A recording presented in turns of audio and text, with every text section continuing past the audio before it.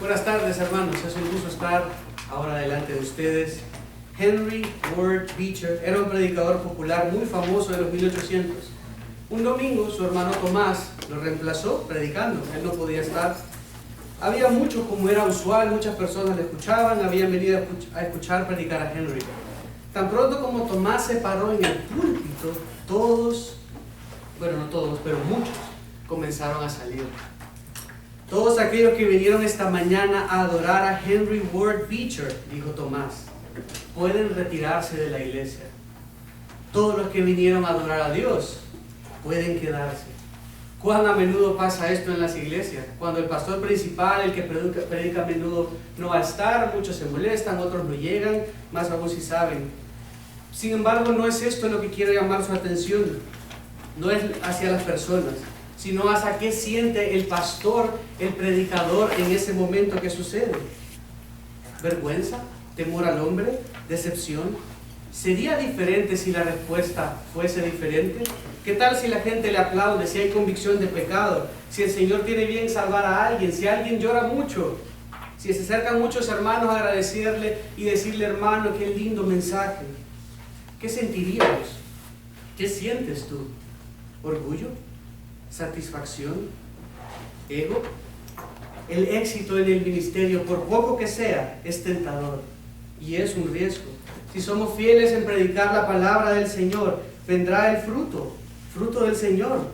Y es exactamente ese el punto, esa prosperidad, ese éxito, ese fruto, esa cosa buena, ¿es tuya o es del Señor? Creo que todos responderíamos, sin dudarlo, es del Señor. Sin embargo, no siempre actuamos en consecuencia. Cuidado, cuidado. Hoy hablaremos de cómo guardarnos de los peligros del éxito ministerial. Vayan conmigo a Deuteronomio capítulo 6.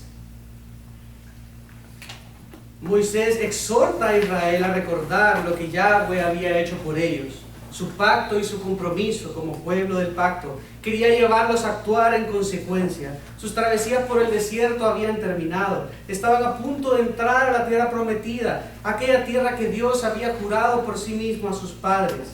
Moisés les exhorta a guardar la ley. Quería evitar que ocurriera el mismo error de Cades Barnea. Esa generación murió en el desierto por su rebelión. Esta era una nueva generación. Moisés acababa de decirles nuevamente la ley y está ahora explicando la ley, aplicando la ley a sus corazones. Dios había hecho un pacto con ellos, y antes de leer el 6, quiero leerles el 5, 2 y 3.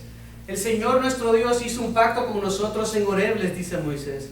No hizo el Señor este pacto con nuestros padres. Interesantemente, desde ese momento lo estaba aplicando a sus corazones, sino con nosotros, con todos aquellos de nosotros que estamos vivos aquí hoy. Moisés era claro. Y parte en la primera parte del versículo 6, hablarles acerca del Shema. Escucha, Israel, el Señor es nuestro Dios, el Señor uno es. Y los invita a amar al Señor con todas sus fuerzas, con toda su alma. Y luego vamos al versículo 10, que es donde nos vamos a enfocar. Y dice, y sucederá que cuando el Señor tu Dios te traiga a la tierra que juró a tus padres, Abraham, Isaac y Jacob, que te daría, una tierra con grandes y espléndidas ciudades que tú no edificaste, versículo 11, y casas llenas de toda buena cosa que tú no llenaste, y cisternas cavadas que tú no cavaste, viñas y olivos que tú no plantaste, y comas y te sacies, entonces ten cuidado, no sea que te olvides del Señor que te sacó de la tierra de Egipto, de la casa de servidumbre. Temerás solo al Señor tu Dios, y a Él adorarás, y jurarás por su nombre. No seguiréis a otros dioses, a ninguno de los dioses de los pueblos que os rodean, porque el Señor tu Dios, que está en medio de ti, es Dios celoso. No sea que se encienda la ira del Señor tu Dios contra ti, y Él te borre de la faz de la tierra. Deuteronomio 6, del 10 al 15. Es parte del segundo sermón de Moisés, que va del 5 al capítulo 28. Les exhorta a ser leales a Dios. En este capítulo donde se habla del Shema, de la confesión de fe de los israelitas, que lo tenían que repetir una y otra vez. Es en este capítulo en el cual Moisés les invita a amar a Dios completamente, sin reservas, a tener una devoción plena por Dios. En nuestro pasaje de hoy, Deuteronomio 6, del 10 al 15, Moisés expresa los peligros de no tener una devoción plena hacia Dios. Explica los peligros a los que estarían expuestos si no amaban al Señor y lo adoraban solo a Él. Llevaría a una decadencia eventualmente por fallar en responder adecuadamente, siendo infieles. Todos los que están hoy aquí son pastores o pronto lo serán. Quieras o no, están enseñando ya, están liderando un grupo, están discipulando a hermanos. Pronto, en un año algunos, estarán como misioneros, como pastores, como maestros de la palabra, tal vez más plenamente de lo que lo están haciendo hoy, pastoreando al rebaño ¿de quién? Al rebaño del Señor. En Deuteronomio 6, del 10 al 15, Dios te exhorta hoy, hermano, como pastor de su rebaño, a tomar, a beber 2 antídotos ante el éxito ministerial para que seas fiel a Él. Dios te exhorta hoy como pastor de su rebaño a tomar o a beber 2 antídotos ante el éxito ministerial para que seas fiel a Él. Son 2 píldoras, 2 medicinas, 2 recetas para prevenir, para protegerte, para contrarrestar los riesgos de la prosperidad en el ministerio. Sea poco o mucho éxito, sea grande, sea pequeño, sea rojo, sea azul, el color que sea, te enfrentarás tarde o temprano a un sentido de complacencia, a un sentido de wow, de verdad que soy bueno, que puede hacerte olvidar al Señor tu Dios y hacer que quites tu mirada de Él. Los 2 antídotos son: el pastor debe recordar la fidelidad de Dios, versículos 10 al 12. Y 2, el pastor debe adorar exclusivamente a Dios, versículos 13 y 15. Veamos pues el primer antídoto para contrarrestar los riesgos de tener prosperidad o éxito en el ministerio, que nos ayudarán a ser fieles a Dios. Para ser fiel a Dios, hermano, tú como pastor debes recordar la fidelidad de Dios. Veamos el versículo 10. Comienza diciendo: ¿y sucederá qué? Es un hecho. Dios está listo para cumplir lo que había prometido. Esto debía darles ánimos. Estaban a punto de entrar a la tierra prometida. Quería que no olvidaran al Señor. Quería que permanecieran fieles a Él. Y noten que ese y, como comienza, es una transicionando de la sección anterior, pero también lo conecta.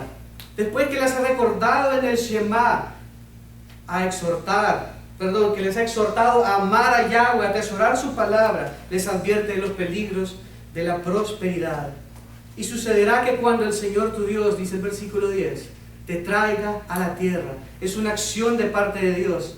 Israel no tenía absolutamente nada que ver en esto, se lo está dejando claro. Sucederá que cuando el Señor tu Dios te traiga, quería que evitaran el orgullo al respecto.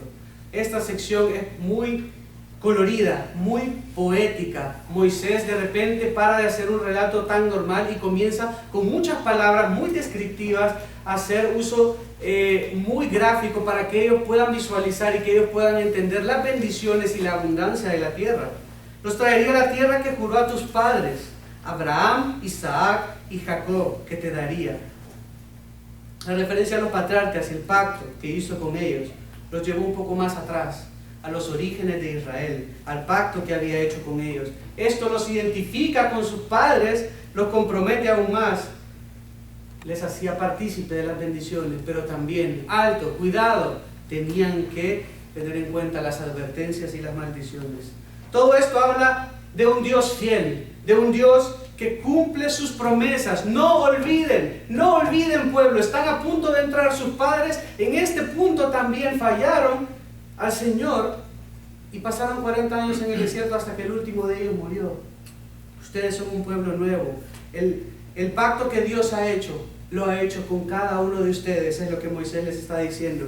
Y sigue en el versículo 10, dice que les ha dado una tierra con grandes y espléndidas ciudades.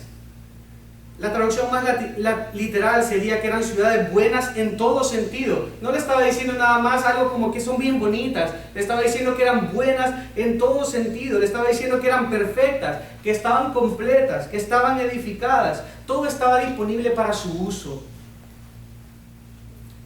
Y ellos no habían hecho nada. Eso es una patada voladora mortal al orgullo de ellos. Moisés quería que supieran esto para que evitaran enorgullecerse. Dios lo había prometido y Dios lo haría. Ciudades que tú no edificaste, por si no queda claro con lo anterior, parte a decir 3-4 frases diciendo que tú no edificaste. Moisés es enfático, explícito, repetitivo. Solo la gente sería destruida, el ganado, otros bienes serían dejados intactos para Israel. ¿Por qué? Para aprovechar una infraestructura ya hecha para usarse. Israel podía vivir y trabajar de inmediato, comer de lo que estaba en las casas. Las casas estaban amuebladas completamente, habían hecho el súper, habían ido al campo, estaban llenos, todos podían usarlo de inmediato. Dios se los estaba dando. Miren lo que dice Deuteronomio 19:1. Cuando el Señor tu Dios destruya las naciones cuya tierra el Señor tu Dios te da, y las desalojes, y habites en sus ciudades y en sus casas. Y continúa. La confianza de Israel para entrar, conquistar y ocupar la tierra, ya sea que eran beneficiarios de las promesas de Dios y en su iniciativa de guiarlos en todo momento. Versículo 11 dice que las casas llenas de toda buena cosa. Y les dice después que tú no llenaste, cisternas cavadas que tú no cavaste, viñas y olivos que tú no plantaste. Dios les había provisto de todo. Ellos no lo habían ganado. Tenían que tener en mente esto. Era continuamente bofetada tras bofetada para que se dieran cuenta. Sería Dios siendo fiel a sí mismo, a sus promesas y al pueblo de su pacto. El hecho que esto podía hacerse y se hizo, según se atestigua en Josué 24:13, es testimonio del poder de Dios, de su bondad para una conquista de este tipo, la cual no tenía precedente. Lo normal era que quemaran las cosas, que destruyeran todo, pero Dios les ayudaría y les guiaría a solo deshacerse de la población, dejando intacto todo lo demás. Habiendo tenido este éxito, esta prosperidad, le dice, cambia de repente, de un lenguaje colorido, de un lenguaje muy gráfico, dice, y comas y te sacies. Tienes toda esa bendición increíble, incalculable, que tú no hiciste, que tú no formaste, que tú no ganaste, que no te tardaste 100 años en edificar. Cuando tú comas y te sacies, el versículo 10 y 11, abren el telón, preparan el escenario para el versículo 12. Dios bendeciría a Israel con los frutos de los cananeos, ya listos para disfrutar. Por eso es que Moisés advierte que la prosperidad puede hacer que olviden al Señor, que es la fuente de esas bendiciones, no los regalos. La fuente de esa satisfacción, de ese sentido de alegría y de estar lleno, no eran las bendiciones, era Dios que les había dado todo eso. Veamos el versículo 12, el peligro de la prosperidad. Entonces, ten cuidado, ten cuidado.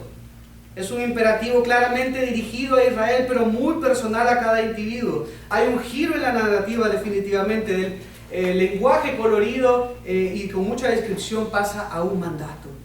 Es una advertencia de un peligro latente. Da la idea de guardar, estar en guardia, estar atento. Cuidado, cuidado, cuidado. De golpe se rompe el sentido poético, la prosperidad y el sentido de autosuficiencia, del sentirse llenos, del sentirse satisfechos, les daría orgullo, como dice el capítulo 8. Olvidarían que el Señor los rescató y por qué lo hizo. Eso nublaría su entendimiento y sus obligaciones del pacto de amar a Dios con todo su corazón, con toda su alma, con todas sus fuerzas y guardar las palabras de la ley en su corazón.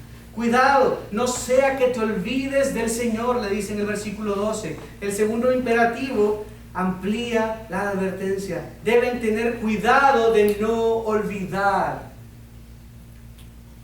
Moisés ya les había advertido una y otra vez, Deuteronomio 4, 9 y 23. Por tanto, cuídate y guarda tu alma con diligencia para que no te olvides de las cosas que tus ojos han visto, no se aparten de tu corazón todos los días de tu vida. 23. Guardaos pues, no sea que olvides el pacto que el Señor vuestro Dios hizo con vosotros. Y una y otra vez, en el 4:31, en el 8, 11, 14, 19, le recuerda, no olviden, cuídense de no olvidar.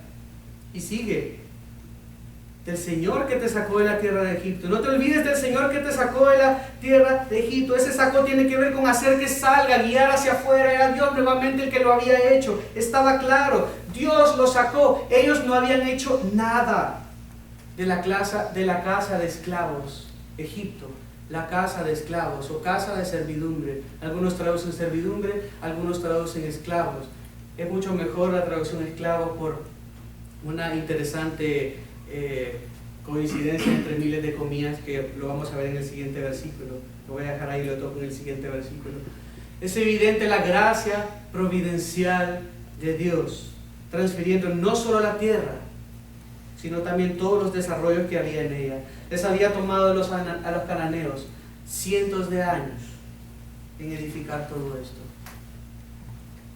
Las tormentas de arena son feroces. Hay tanta arena y polvo que cubre todo, azota levemente todo y llega a todas partes, incrustándose en los orificios más recónditos. Si una persona se pusiera en el camino de una tormenta de arena, quedaría cubierto hasta la saciedad de ella. Entraría por los ojos, por los oídos, por la nariz, la boca y seguramente hasta la garganta. Es tan fuerte y azota tan fuerte que quedaría cubierto de arena. ¿Quién en ese momento no quisiera que lloviera para limpiarse de toda esa arena? La prosperidad también puede llegar a ser como una tormenta de arena, mucho peor, nos ciega, nos afecta profundamente, nubla nuestra visión y nos aturde.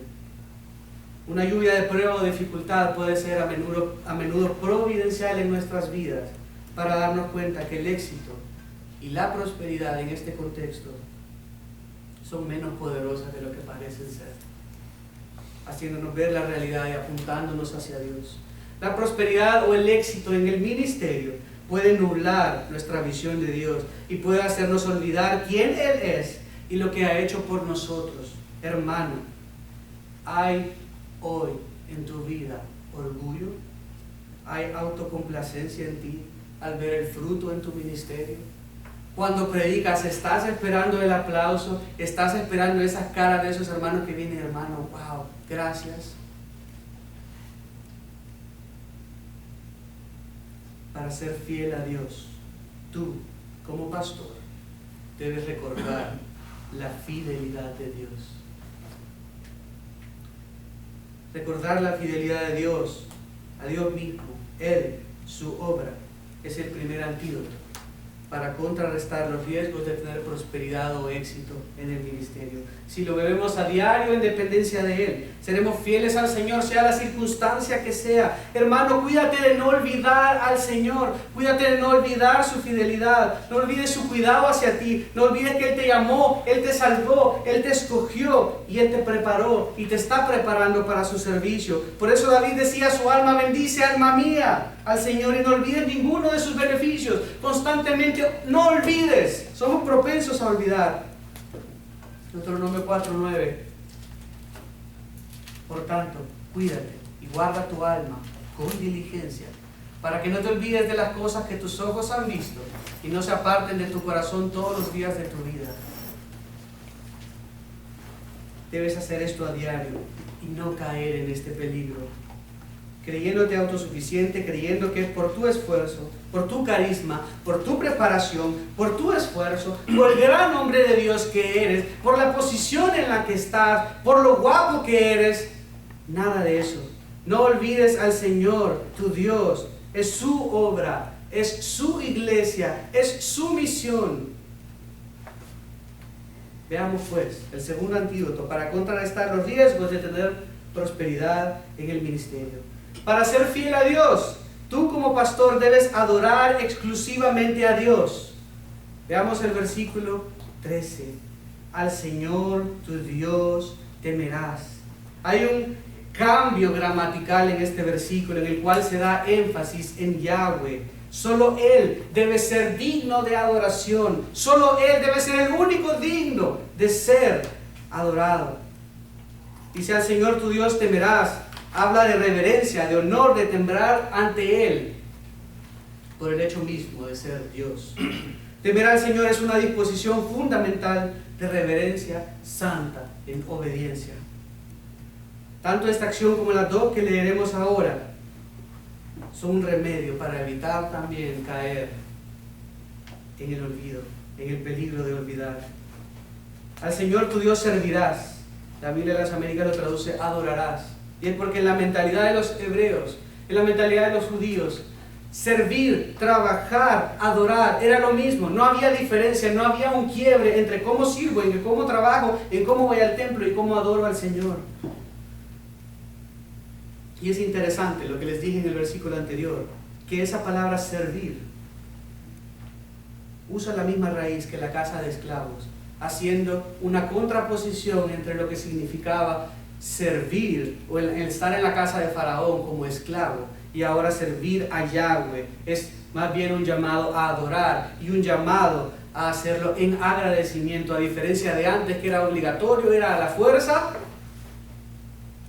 Moisés dice: al Señor tu Dios servirás. Invita a adorar al Señor, a aceptar el rol como vasallos.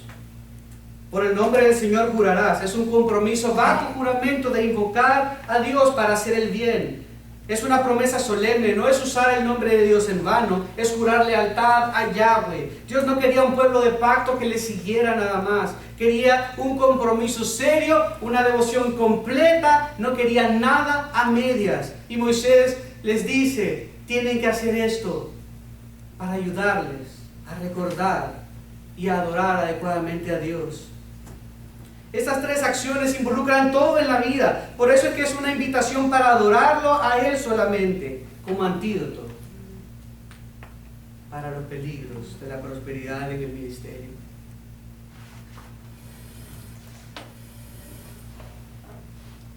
Y el caso de Israel evidentemente era la prosperidad que estaban teniendo físico. Me refiero a nosotros. El versículo 13 contrasta y responde por qué. ¿Qué debemos hacer para que no olvidemos al Señor? Los versículos 14 y 15 también, haciendo uso de lo mismo que Moisés les decía, lo repetirás una y otra vez cuando te levantes, cuando te acuestes, cuando vayas por el camino, cuando estés donde estés. Repite y repite. Y de otra manera lo dice: no seguiréis a otros dioses, haciendo eco del primer mandamiento.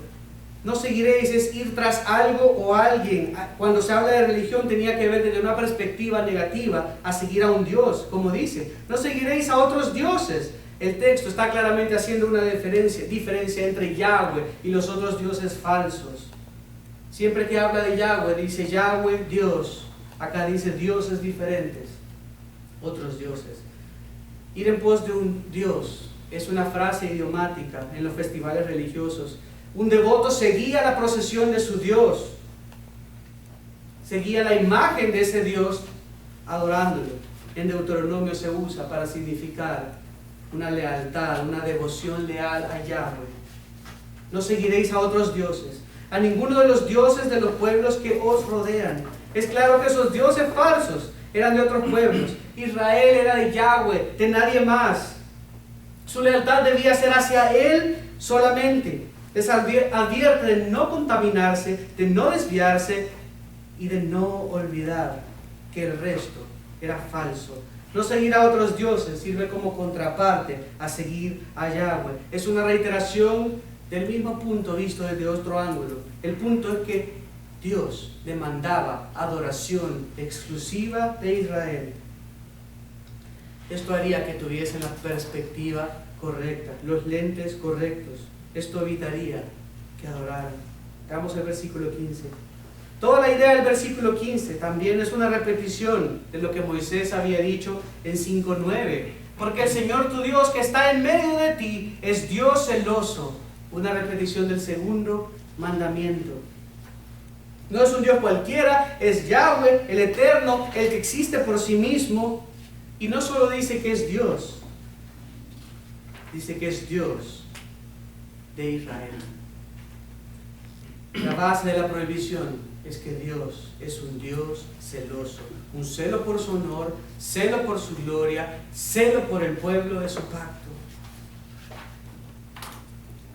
Y dice que aparte de eso estaba en medio de ellos. Que está en medio de ti, dice el versículo 15. No está alejado, está con ellos porque así lo ha querido. Es real, se los había demostrado antes y por tanto quería y requería lealtad. No sea que se encienda la ira del Señor tu Dios contra ti y Él te borre de la faz de la tierra. Termina el versículo 15. Tiene que ver con una ira de Dios encendida, avivada, consecuencia de su pecado, que los haría alejarse del Señor, ser infieles. Israel, a pesar de ser advertidos, sucumbieron ante tal prosperidad. Se olvidaron, yendo tras otros dioses, y el Señor los dispersó. Savonarola, un gran predicador italiano que habló en contra de la corrupción de la iglesia. El Papa Alejandro VI fue aconsejado por uno de sus obispos que le ofreciera a Savonarola el sombrero rojo, esto es, el puesto de cardenal, con la condición que dejara de predicar y se retractara de lo que había dicho. El Papa le pareció bien, mandó a Lodovico de Ferrara con esa oferta. Pasaron 3 días, dicen, un debate arduo, pero dicen que Savonarola se sostuvo como una roca. Cuando su disputa fue infructuosa, este señor le lanza la oferta diciendo, bueno, aquí, ni modo, pero aquí sí va a caer. Cesa ya de tus predicaciones, permanece callado, y su santidad me autoriza que le ofrezca el sombrero rojo. Savonarola respondió, Dios prohíbe que yo sea infiel en la misión de mi Señor, pero venga a sermón mañana y usted escuchará. En su sermón, este señor llegó. Savonarola arrojó tremendas censuras hacia todo el clero, cerró con la declaración siguiente: sombrero rojo, no deseo otro sombrero que el de mi martirio, enrojecido con mi propia sangre. Fue quemado en la hoguera el 23 de mayo de 1498. Prefirió la gloria de Dios que la suya propia como cardenal. Tenía garantizado riqueza, adoración, lo que quisiera. Esto es fidelidad. Esto es considerar todo por basura con tal de ganar a Cristo. Esto es adoración exclusiva. El Señor no te pide que mueras como mártir, te pide que tu corazón no esté dividido, que le ames con todo tu corazón, con toda tu mente y con todas tus fuerzas. Para ser fiel a Dios, tú como pastor debes adorar exclusivamente a Dios. Hermano, no sucumbas ante el peligro del éxito en tu ministerio, poco o mucho. Mantente humilde, sabiendo tu posición y sabiendo quién te puso ahí. Adora exclusivamente a Dios. Ese es el segundo antídoto para contrarrestar los riesgos de tener prosperidad en el ministerio. Dios no está dispuesto a compartir su gloria contigo. Para ser fiel en medio de la prosperidad del éxito, debes cuidarte de no olvidar al Señor y debes cuidarte de dar adoración solo a Él. La obra es de Él, la iglesia es de Él, tú eres de Él, Él te escogió, Él te trajo hasta acá, Él te sostendrá, Él te usará para su gloria, para sus propósitos, no para los tuyos.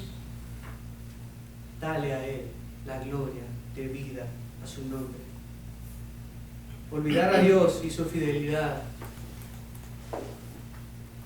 y comprometer nuestra adoración exclusiva a Dios son dos grandes amenazas que se hacen más visibles, más factibles, más palpables en tiempos de bonanza.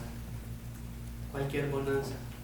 Yo me refiero ahora a ustedes como pastores. Hermano, este texto te exhorta hoy en día a dar a Dios un reconocimiento y adoración exclusiva. Nada menos que eso. Deuteronomio 4:39. 4:39. Reconoce hoy, y reflexiona en tu corazón que el Señor es Dios arriba en los cielos y abajo en la tierra.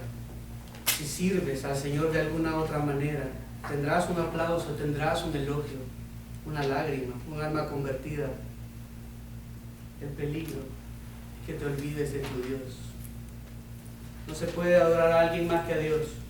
Está claro, podrías decir, yo no lo hago, yo no me postro ante un muñeco, está bien, pero haces ídolos de las cosas que te apasionan, de las cosas que te gustan, de tu propia reputación, de las invitaciones que recibes, de los muchos amigos que tienes, de los muchos contactos que tienen, de cuántas veces se te acerca la gente a decirte, hermano, deberías de predicar más. Guarda tu corazón, tu lealtad la debes solo a Dios. Gracias, Señor, por tu fidelidad. Gracias porque tú eres el único Dios verdadero. Guárdanos de olvidar y guárdanos de adorar a algo más o a alguien más que no seas tú. Ayúdanos a mantenernos fieles con la mirada puesta en ti. En el nombre de Cristo Jesús. Amén. Gracias, Josué.